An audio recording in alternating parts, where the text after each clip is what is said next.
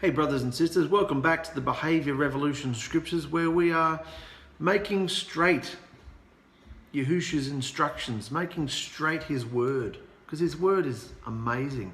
And when you dive into it and really start searching out things, you just feel alive. It's like food. It's more intoxicating than wine, better than food and drink. It's where we get our sustenance and our love and our peace from.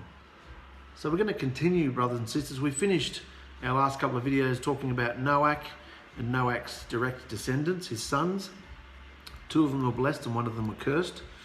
When we follow, let's go straight to Abram. We're going to talk about Abram, his name starts off Abram. Abram. And who is Abram? Let's go back to our family tree, because I like to summarize things to make it easy and user-friendly. So look, we've got the family tree of Noach here. So we've got down the obedient line here of Shem, these guys, and we've got Eber, and we talked about last episode, he was where the word Hebrew came from, and that was what Abraham's family were called, Hebrews.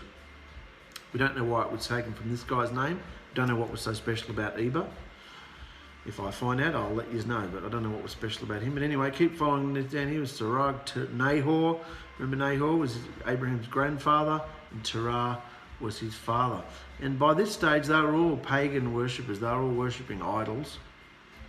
And so that was just the way the world was. It says up the top there, after Noach died, they murdered and ate blood once again and lived in violence and fornication until the days of Abraham. So this is Abram down here.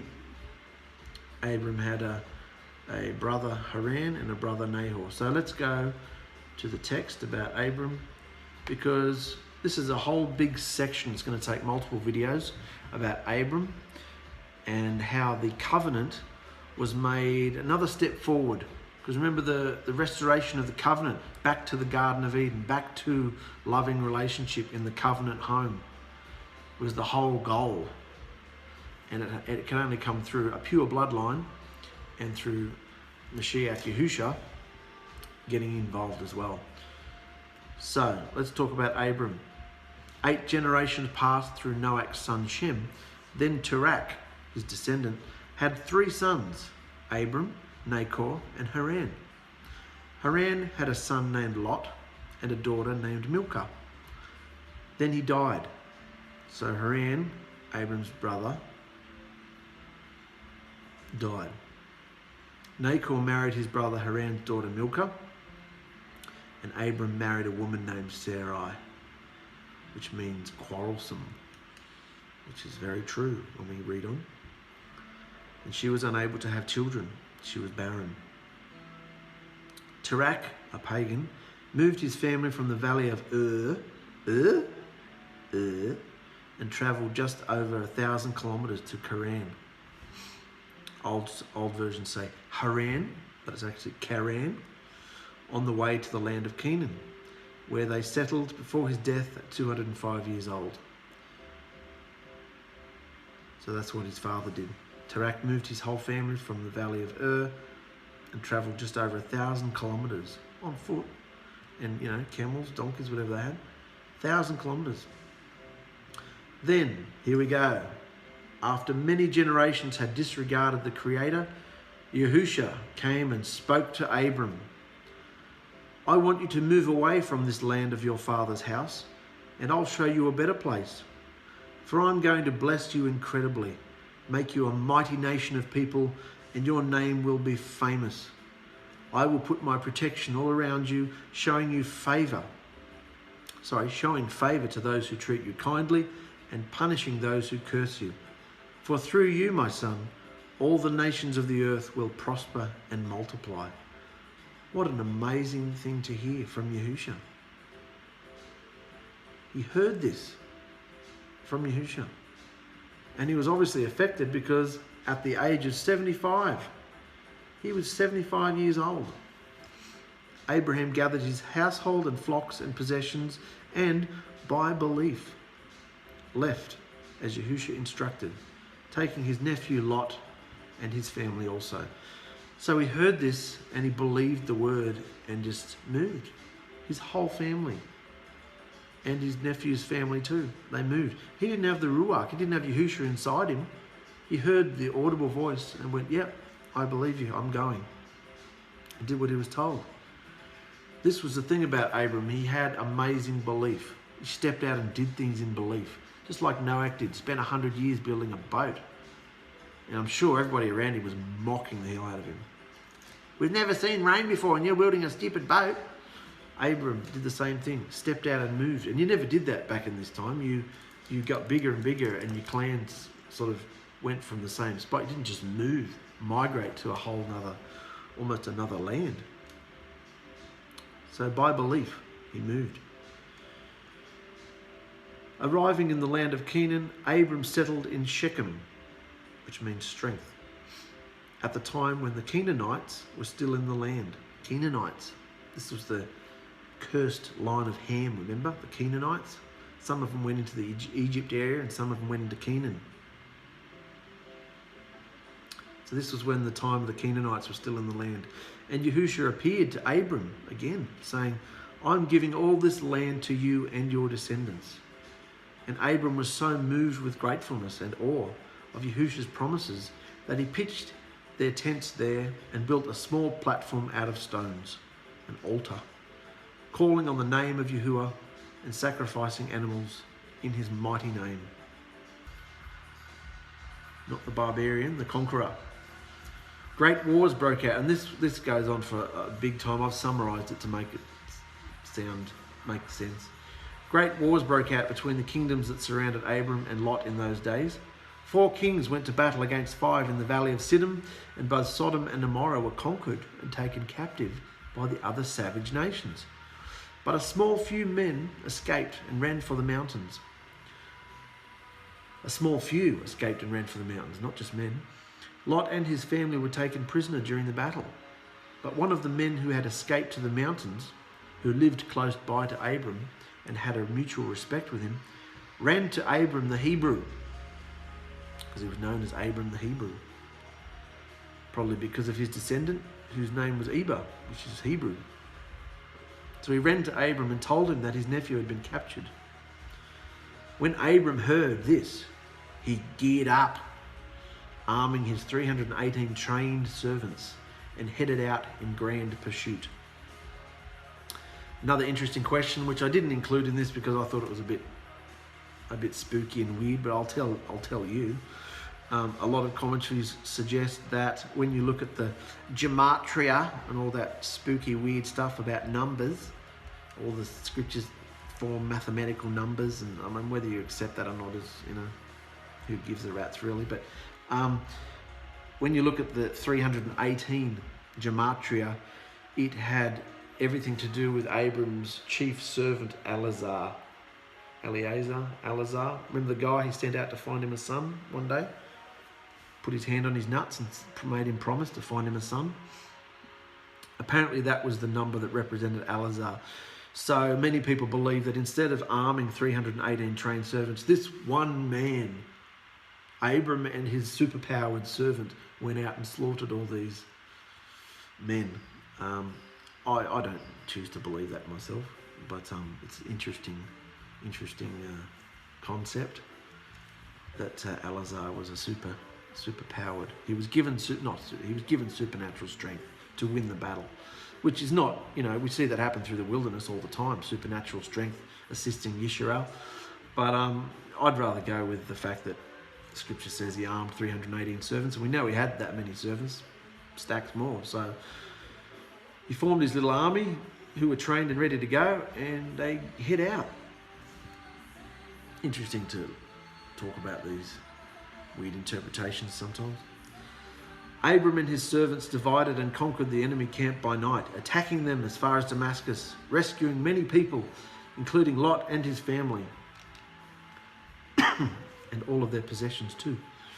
The king of Sodom was so thankful to Abram and his special forces team, saying, "Take all of the possessions and treasures that you have gained from my enemies, but please return our people." But Abram said, "My master Yahuwah has won the battle today. He owns everything on the earth and in the skies. It is he and only he that makes me rich and victorious.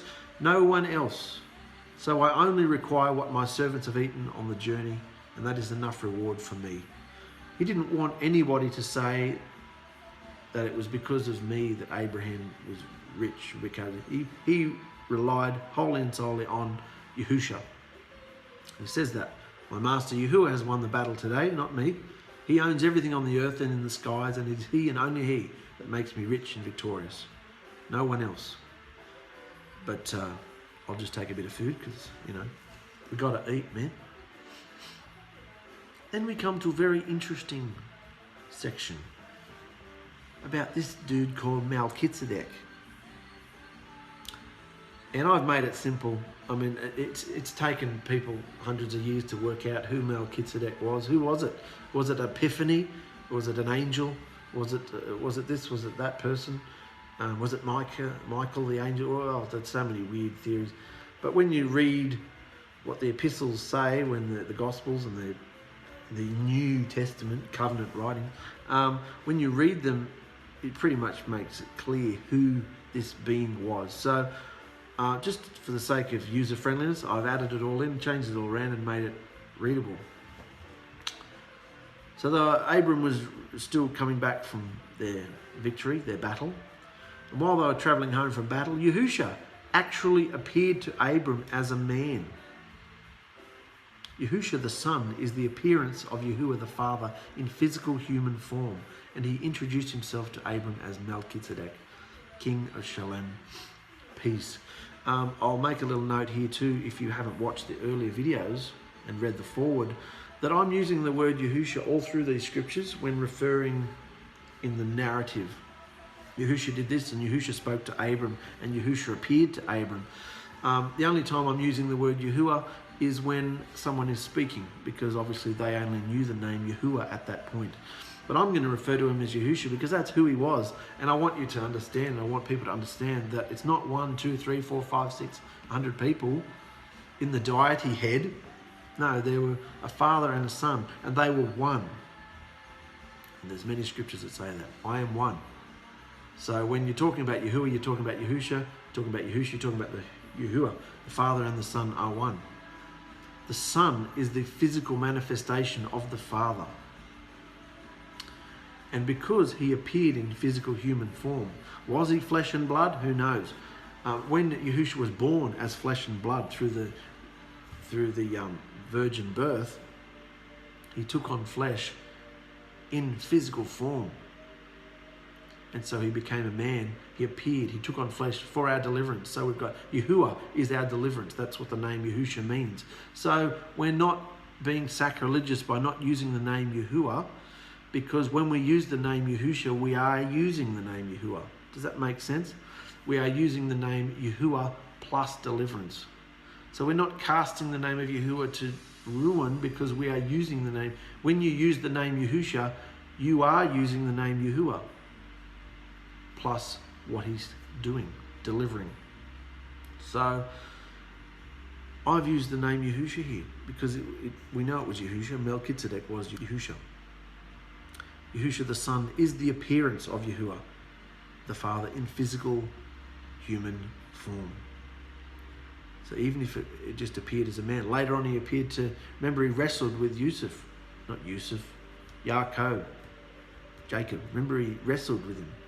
So it was Yahusha. He wrestled with him. And he introduced himself to Abram as Melchizedek, King of Shalem, peace, High Priest of the Most High Elohim, Mighty One. Most High Elohim, offering bread and wine to Abram and his band of men. And as they shared a meal together, he said, "What a wonderful victory and blessing Yahuwah has given you all today. Blessed are you, Abram, Yahuwah's servant, and blessed is Yahuwah, the Most High Creator of the earth and the skies." So many want to make a connection between the bread and the wine and the weekly communion and you've got to put the thing on your tongue and the holding up the cup and the wine and the Last Supper and all this. It came from Melchizedek. Remember the bread and the wine? It must.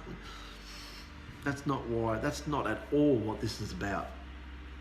Bread and blood and wine has significance, but he shared a meal with them, encouraged them, blessed them, And this phenomenal encounter with Melchizedek left Abram awestruck, and he even offered him 1/10 of everything he owned, for he knew he'd just met the Creator.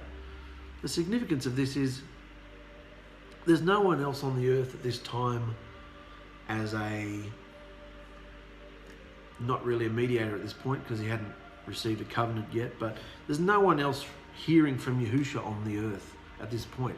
So as far as status goes, Abram's the top dog. So there's no one higher in status on the earth as far as Yahusha is concerned, as far as speaking to him, than Abram. And yet Abram offers 1/10 of everything he owns to Yahusha, to Melchizedek. So as far as priesthoods are concerned, later on it gets into the priesthoods and the offerings of the tithe to support the tabernacle, but it shows here, just in its purest form, that Melchizedek, Yahusha, is a higher priesthood than the Levitical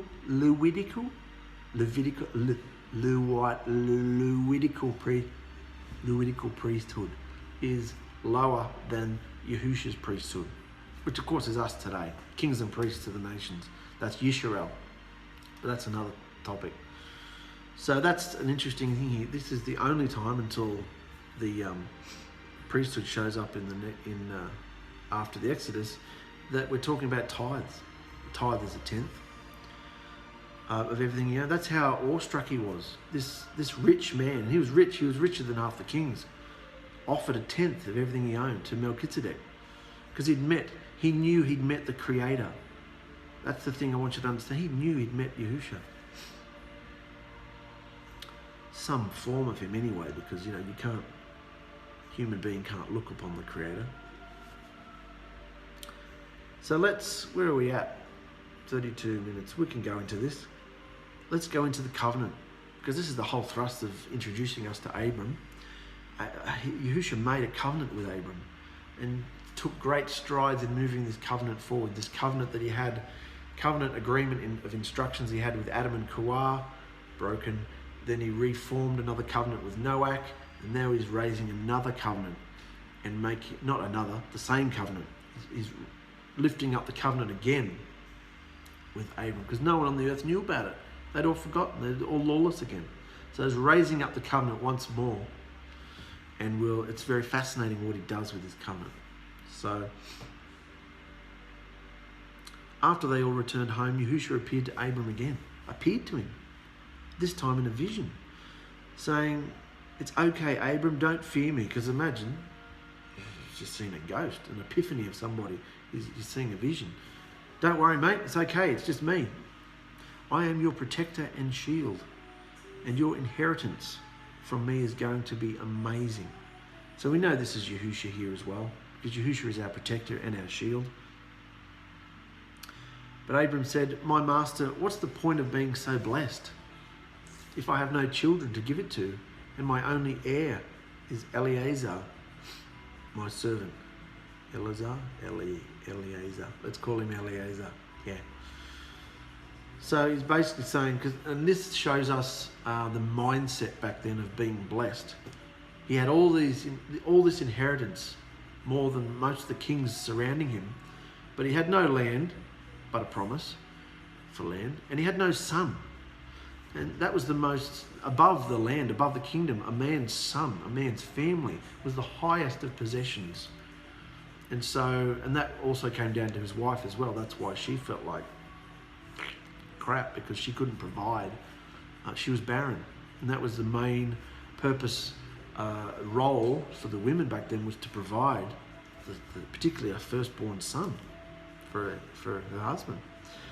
So this is the thing he's grappling with right now.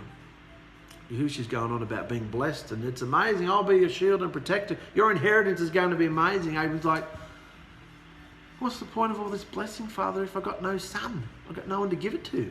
You promised me all this inheritance and people and, descendants, but I got no one. I've only got Eliezer, my servant. Is that who you're talking about? Do I have to give all this to my servant? Yahusha says, no, Eliezer is not who I'm talking about. And taking him outside, he said, "Look up at the skies, my son, and see all the stars. So many you can't even count them. That's how many children you will be the father to. I am Yahuwah, who brought you out from your father's house to give you this great land as an inheritance. I am Yahuwah, who brought you out." It's like the commandments, isn't it? "I am Yahuwah, who brought you out of the land of slavery. I am Yahuwah, who brought you out from your father's house," which was pagan slavery, basically, paganism, "to give you this great land as an inheritance." And Abram trusted in every word that Yahusha spoke. Trusted in every word that Yahusha spoke. And in such an unrepentant world, he found great favor with Yahusha because of his strong belief. And he said, "My master, when will I actually receive these promises? When will you make it official with me?" Other translations say, "Father, when will I know that I possess this blessing? How will I know that I possess it?" In other words, when will I actually receive these promises? When will you make it official with me? In other words, I'll put that in turquoise here.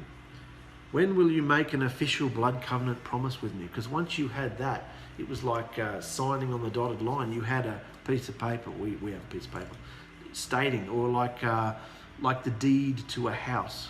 It's yours because you've got the deed, you know, like it's a covenant agreement. He didn't have that yet. All he had was Yahusha's word, which he believed in and trusted 100%. But the formal blood covenant had not been made with him. And he knew that because, let me digress a bit. Back in these times, the only way to make a covenant with somebody, whether it be about a sheep or a goat or a piece of land or a bride, or any way to make an agreement with somebody was through blood.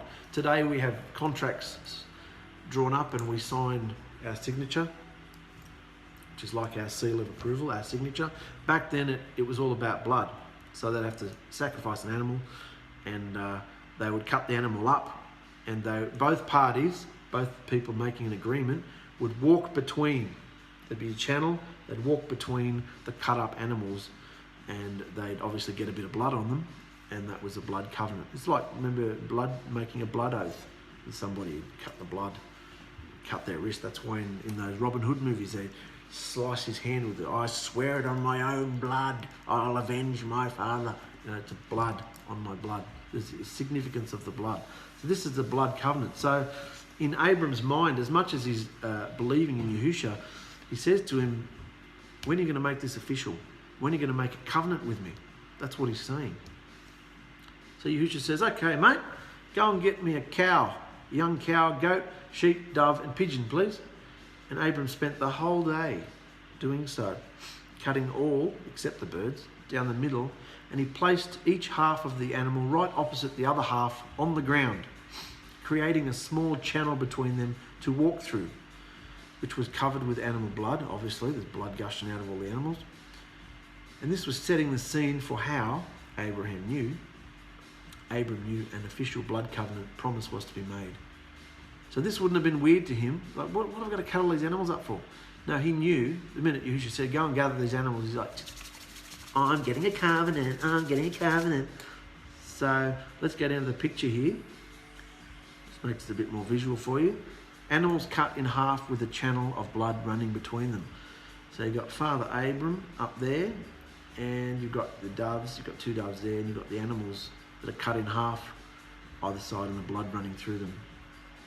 And I've made a point here of saying covenants in the Eastern world are not like the agreements or contracts we make in the Western world today, which are broken constantly with little or no consequence. A blood covenant, especially with Yahusha, involved the shedding of blood either from both parties or an animal. And if broken, the blood, which was the life, remember, the blood of the guilty party was required as penalty. That makes sense? That's the whole idea of a blood covenant. If the blood covenant was broken, the guilty party had to shed their blood. They're dead. That's why Adam and 𝗂𝗏 should have been destroyed the day they disobeyed him. But blood was shed by the lamb instead, and they were clothed through the lamb as well. So Abram knew all this. He knew how people made covenants. And we'll see later on in the scriptures that people made covenants all the time about land, about sovereignty, about not fighting one another. They about peace. They made covenants all the time, cut up animals and walk between them. So this was not a strange thing for Abram. So he did it. He set the scene. Apparently vultures tried to attack him at one point too. And as the sun was setting, Yahusha put Abram into a very deep, dark sleep, so that he was almost dead. And many have said that this was like a coma, similar to when he created 𝗂𝗜𝗏 from Adam's rib. Significance of this is amazing. Just as when Adam was put into a deep sleep or his coma, like a death, Adam had to die, and when he came back to life, he had a marriage. Just as Adam's death and resurrection brought about a marriage, so would Abram's. And while Abram was out cold in his coma, his deathly coma, significant of death, Yahusha said to Abram, your descendants will be strangers and foreigners in a land that's not theirs. Interesting that he says this now while he's dead, while he's in a coma, while he's in a deathly state. He's talking about his covenant people going into Egyptian slavery. Your descendants will be strangers and foreigners in a land that's not theirs, and they will be slaves for 400 years. But after that, I'm going to punish that nation and bring all your family out with great wealth and possessions. But you, Abram, will not see any of this, for you will be you will be long gone, dead and buried at a ripe old age. And after 4 generations of slavery, I will deliver your family, and then they'll return here to this land I've promised you. For the wickedness of the Amorites here in Canaan must follow its course first. That's a hell of a promise, isn't it? To give to Abram. And it's official too, because it's in this deathly state while the covenant is being cut. And as the sun went down and a new day of promise begun, Yahusha actually passed through all the animal pieces himself instead of both parties, because both parties were supposed to walk through. The covenant agreement was made between 2 people. They both had to walk through. The cut up animals, which meant if either one of them broke the covenant, the other would have to shed their blood. So what does it mean if only one person walks through the covenant for both parties? It would mean that if the covenant was broken, that one person would have to shed their blood, wouldn't it? Are you seeing where I'm going with this? So he passed through the animal pieces himself instead of both parties, as a burning fire and a smoking furnace, consummating the promise of this blood covenant as the mediator and the payment between he and Abram, saying, today I raise up my eternal blood covenant of deliverance with you. I have given all this land to the seed of your body, Abram, from the river of Egypt to the Euphrates River. So, interesting there, Yahusha appears as a burning fire and a smoking furnace. So fire and smoke. What did Yahusha appear to the nation of Israel as he led them through the wilderness? At night time he was a burning fire, and during the day he was a smoking furnace, a cloud. So that's how he appeared. And he consummated the promise of this blood covenant as the mediator and the payment. In other words, if the covenant was broken, he would take the blame. He would take the responsibility for it. And it all came down to blood, of course. Today I raise up my eternal blood covenant of deliverance with you, Abram. I've given all this land to the seed of your body, Abram, from the river of Egypt to the Euphrates River. This whole thing about the land is interesting because we're dealing with 2 men. Probably not going to talk about this episode. We'll go next episode. But Abram is not Abraham. Abram, who was uncircumcised, who was still given a covenant. Abram, obviously they're the same guy, but significantly they're 2 different promises, 2 different covenants. So we can see this, look at this map down here. This promised land here was given to Abram. And it says, what does it say up there? From the river of Egypt to the Euphrates River. So the river of Egypt obviously is here, the Nile, the river of Egypt, all the way over here to the Euphrates River. That's a lot of land. And I mean, Canaan, the land of Canaan is just over here, near this big P, the promised land. That's the land of Canaan over here. That's the land Abraham was promised. The 12 tribes of Yisrael were promised that land there. But the descendants of Abram, the descendants of an uncircumcised Abram were given this land here. And this is where, of course, all this Middle East debacle and who is the most holy of people and who should take over Jerusalem and all this stuff, which means nothing anyway because it's all earthly. The New Jerusalem will be a different city that comes down from the clouds. But we see all this conflict going on between the seed of Abram's body. Abraham's seed was very different. Abraham's covenant seed was very different. But we're not going to go into that right now. We're just going to leave it there, I think, because we could go on. The whole story of Abram at this point is just fascinating. It's laying a framework. It's laying a foundation of what, of course, Yahusha is going to fill up. It's like putting an empty glass here. This is the framework, and of course, over time, Yahusha is going to fill up that glass. And each covenant that was formed, the same covenant, I've got to stop saying that, it's the same covenant. Each time the covenant was renewed, I should say, the glass got more and more fulfilled until, of course, Yahusha just, my cup runneth over. But it's the same covenant. It started off with the instructions, and the instructions are all the same always. But he starts making it more and more powerful, this covenant. So we see now with Abram that he's actually made a blood covenant again with Abram. And it's not just a covenant like he made with Noach, that it was one-sided in that I won't destroy the earth again. No matter what you all do to disobey me, I won't destroy the earth again with a flood. Whereas this covenant here was very different. This covenant was a two-sided covenant, and they had to be obedient. It had consequences if you didn't obey the covenant.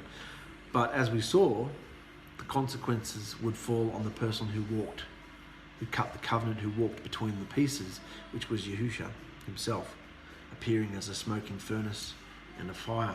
And the whole idea of the smoking furnace and the column of smoke, it's all to do with the covenant house again in Bereshith. Covenant house forged in fire and water and blood. It's all connected when you look at the Hebrew words.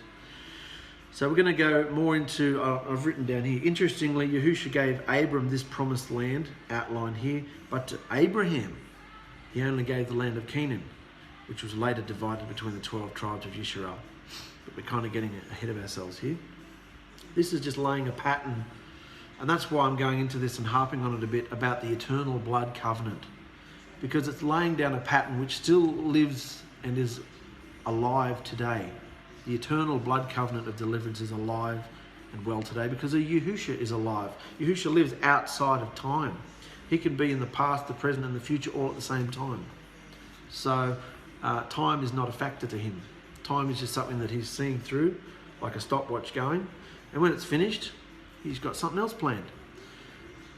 And I want to see what it is. So I want to be part of his bride. So no one's going to knock me off the path. So this whole point of the blood covenant, we're seeing the early stages of the pattern. We've gone from Noach, which is more of a simpler covenant, one-sided covenant, to Abram now, where it's to do with the land. The promise was about the land, because remember, Abram was practically a king without a kingdom. He had all these people and all these possessions, didn't have a son, which he was upset about. So was his wife, even more so. And he didn't have anywhere that was his own. He didn't have any land. And that was a big deal to Abram as well. And we're going to go more into that as we go on. So I love you, brothers and sisters. Stay tuned. More on Abram soon. See you later. You and me, see sealed for eternity, drawn out of a multitude of nations, with a call, a mission to accomplish. Prepare and clothe you, ready for the wedding feast. Oh, oh, oh, oh, lamp of life, we're gonna be burning through the midnight. Lamp of life, Yahusha is keeping us out of the strife. Lamp of life, the Torah will keep us shining so bright. Lamp of life, we're gonna need the oil to meet the bridegroom. Yahusha is coming soon, so fill up your lamp. Lamp of life, lamp of life, oh, lamp of life,